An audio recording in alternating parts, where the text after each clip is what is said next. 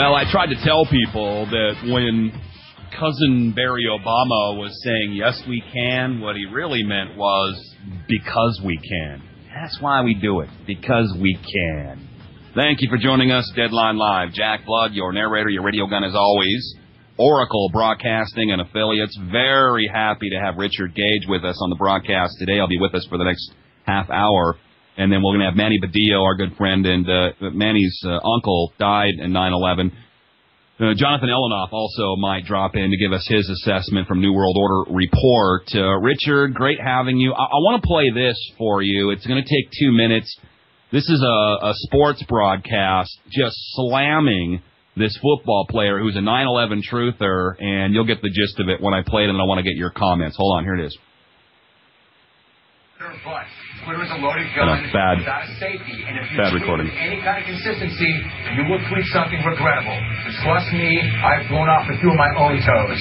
Now, here was running back. Rashard Mendenhall just went full-on Plexicoburrus and blew a hole in his leg in a crowded club. Plenty of athletes have weighed in on the killing of Osama bin Laden, but none quite like Mendenhall, who insisted, we don't really know what happened on 9/11. Quote, we'll never know what really happened. I just have a hard time believing a plane could take a skyscraper down demolition style.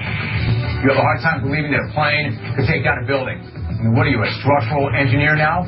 You may have a hard time believing it could happen, but there's no doubt that it did. How do you explain the horrifying footage that we have all seen? Just some other Hollywood conspiracy like landing on the moon? He also went on to retweet another post. Quote, I'm not convinced bin Laden was even behind the attacks. We have really seen no evidence to prove it other than the Gov telling us. Well, no evidence other than that video of bin Laden triumphantly claiming responsibility for the attacks. But Mendenhall is entitled to his take and his own opinion, no matter how jacked up and insensitive it is. But regardless of what he thinks happened, we know what happened, and what he's suggesting is an insult to everyone who lost anyone or something on that day. Later on, you and I talked about the killing of Osama bin Laden yesterday, but we had not talked about Rashard Mendenhall's tweets. What is your reaction to what you saw? It blew me away. And I know Rashard Mendenhall is maybe 23, 24 years old. It may have been 13, 14 when this thing happened, so his sense of history may be skewed, but you cannot make those kind of comments. I had no problem with the first comment. If you don't like the fact that someone was killed and people are celebrating that, that's a very different approach than saying, hey, this guy may not have been responsible for what happened. This guy's taken responsibility for it. He's bragged about it. He's been responsible for a lot of lives being damaged and ruined. I have no problem with him being dead, but I have a huge problem with a guy like Rashard Mendenhall acting like what he did was defensible. What you just said is well said, but you know what? He's not coming off it, at least not yet. He's not saying, I'm sorry if I offended anybody. What he's saying is, quote, there's not an ignorant bone in my body. Hashtag think. I've thought about it, and I think what you're saying is ridiculous. You cannot look at footage of 9/11. You cannot have been living in this country for the last 10 years. You cannot have watched TV, paying attention to a political comment about this without thinking that Osama bin Laden is one of the worst people in the history of the world. So basically, Richard, or what they're saying here is that, just watch your TV, just listen to politicians, and then you'll just believe everything. Hey, everybody saw those pictures. Why would anybody have any questions? And what are you, Mr. Rashard Mendenhall, running back for the Pittsburgh Steelers, who, by the way, whose owner is in the cabinet for Obama. He's the ambassador to Ireland, unfortunately. What are you, some kind of a structural engineer? You don't know what you're talking about.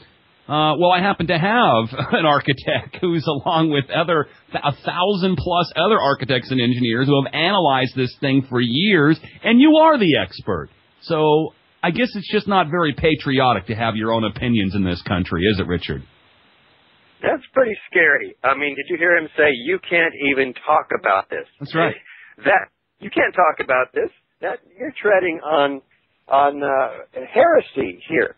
That's really scary, Jack. But the other thing that he said... Well, the reason I played that, hold on, but I just want to make sure people know that I'm not just fortuitously playing sports clips here. The reason I played that is because that sparked a debate, even on my local radio station, where they went for an hour calling anyone who believes that 9/11 was anything but what we were told or is some kind of a nutcase and needs to be drugged and put into a mental institution. So that comment sparked this whole base of research that you have done all these years to come right back boiling right up to the top. Richard, go ahead.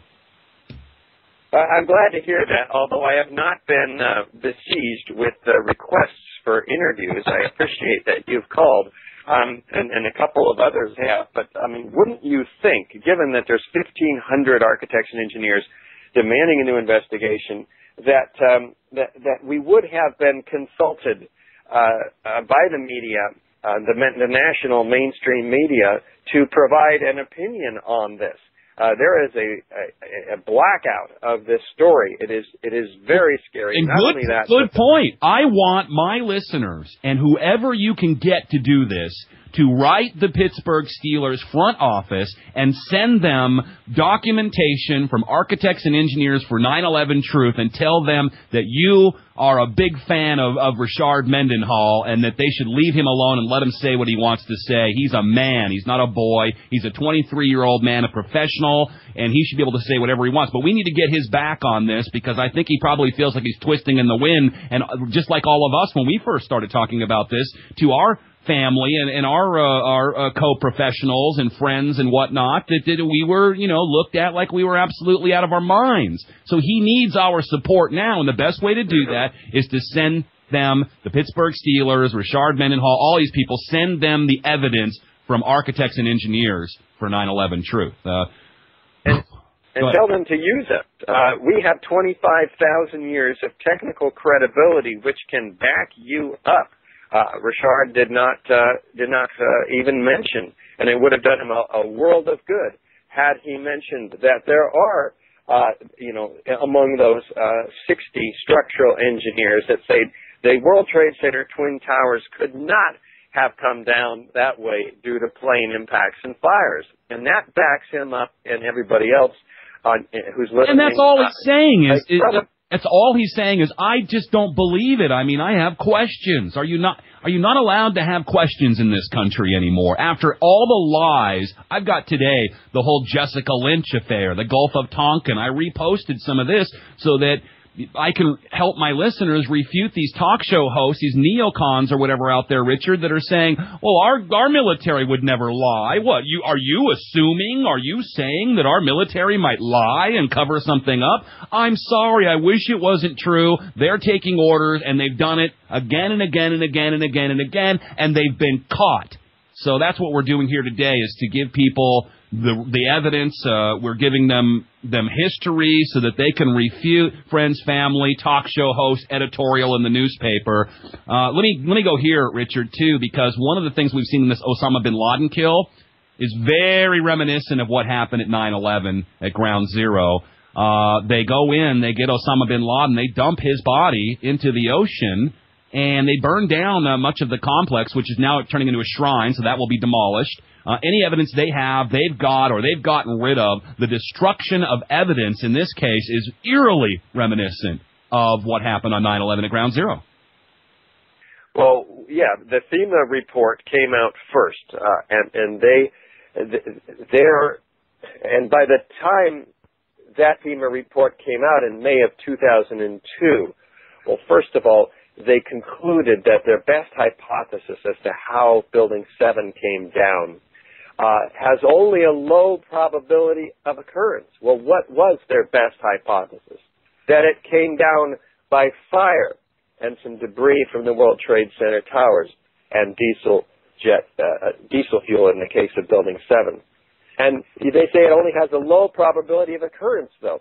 They say further research and investigation are necessary in order to resolve this issue. But unfortunately, for those hoping to resolve the issue, the evidence, the steel, the 40,000 tons of structural steel, was not placed and laid out in a landfill for future analysis. Almost every piece, except for maybe 2 pieces, thousands and thousands of pieces of steel were sent to China for recycling. Before that, it's an ashtray on your table right now, or it's part of one of your, slave goods you got at Walmart. And I got to say, that has got to be one of the most damning things that happened, that they got rid of the evidence And, I mean, when you're talking about foreknowledge, prior knowledge, you're talking about a stand-down, you're talking about a cover-up, any rookie cop, murder investigating detective would immediately, and then you benefited from all of it, Richard, you would immediately be a suspect. So I don't think we're too out of line here. A little bit more with Richard Gage when we come back. One more segment. Find it all right in Deadline Live. Jack Flood, your radio gun. It's Oracle Broadcasting and affiliates. We'll be right back after these messages. Stay tuned.